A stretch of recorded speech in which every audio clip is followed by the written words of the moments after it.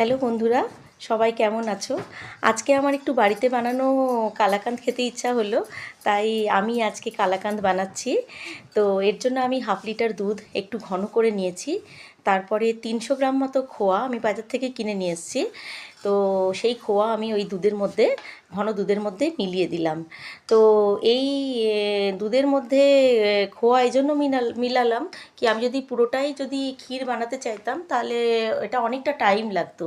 তো এটা অনেকটা কম টাইমে আমার জিনিসটা তৈরি হয়ে যাবে। তো এবার আমি কিছু এলাচের দানা এর মধ্যে ছড়িয়ে দিলাম ফ্লেভারের জন্য। নিয়ে ভালো করে এটাকে নেড়ে চেড়ে নিলাম, যাতে ঘন দুধ আর খোয়া একসঙ্গে মিশে যায়। এবার এটার সাথে আমি 300 গ্রাম মতো ছানা আমি আগে থেকেই বানিয়ে রেখেছি। সেই 300 গ্রাম ছানা আমি এর মধ্যে মেলাচ্ছি। এবার এই ছানাটা এর সঙ্গে মিলিয়ে নিলাম। তো এটা 1.5 লিটার দুধের ছানা ছিল। তো সেটা ভালো করে আমি নেড়ে চেড়ে এর সাথে মিলিয়ে নিলাম। তো এটা কিছুক্ষণ নাড়তে হবে, যতক্ষণ না এটা ভালো করে ম্যাশ হয়ে যায় পুরোটা একসাথে। তো এটা ততক্ষণ পর্যন্ত নাড়াচাড়া করতে হবে। তাছাড়া ছানার মধ্যে যেটা জলটা আছে সেই জলটাও টেনে যাবে, ততক্ষণ পর্যন্ত নাড়তে হবে। এখন এটাকে ভালো করে নেড়ে চেড়ে নিয়ে বেশ একটু ঠিক হয়ে যাবে যখন, তখন আমি এর মধ্যে 1 চামচ ঘি দিয়ে দিলাম ফ্লেভারের জন্য।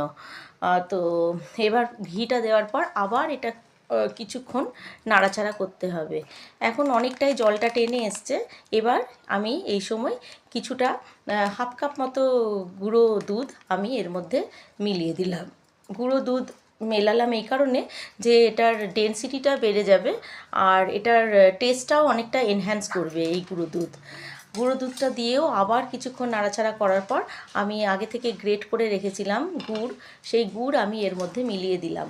কেন কি, আমি এটা গুড়ের কালাকাঁদ বানাচ্ছি, তাই আজকে চিনির ব্যবহার করলাম না। এটা গুড়ের কালাকাঁদ হবে, তাই এটা এমনি প্লেন গুড়, এটা পাটালি গুড় নয়, প্লেন গুড়। তো এই গুড়ের কালাকাঁদ এটা তৈরি হবে। তো পাত্রটা আগে থেকে যে পাত্রে রাখবো ওটাতে আমি একটু ঘি বুলিয়ে রাখলাম। এবার এর মধ্যে আমি ঢেলে এটাকে খুন্তি দিয়ে প্যাট করে দিলাম, কি এটা বেশ সমানভাবে মেল হয়ে যায় যেন।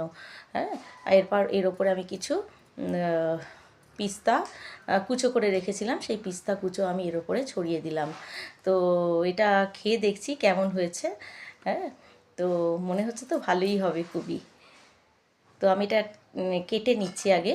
তো এটা একটু হালকা গরম থাকতেই কাটতে হবে, কেন কি এটা ঠান্ডা হয়ে যাওয়ার পরে কাটলে এটা ভেঙে যাওয়ার চান্স আছে।